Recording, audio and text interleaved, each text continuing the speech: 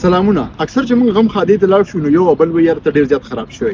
د دې د وجې انسان فکرمند شي او سوچونه شروع کړي چې یاره زما چې ته خوراک خراب شوی دی، که سکاک مې خراب شوی دی، که موسم بدل شوی دی او که زما تعلقات خراب دي، که ما نکاح ډیر شوی دی.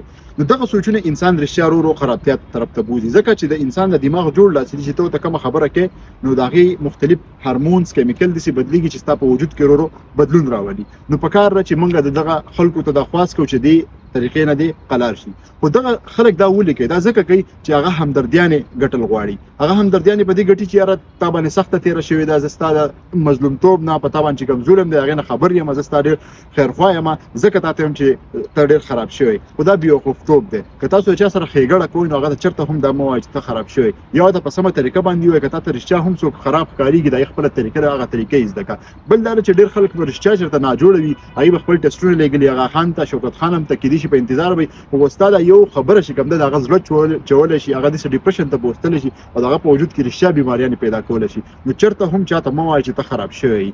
چې کوم شیزونه ته ښایسته ښکارېږي د هغې تعریف کوئ، چې کوم درته بد ښکارېږي هغه مه یادوئ، د دې نه نګټیوټي خورېږي. سلامونه.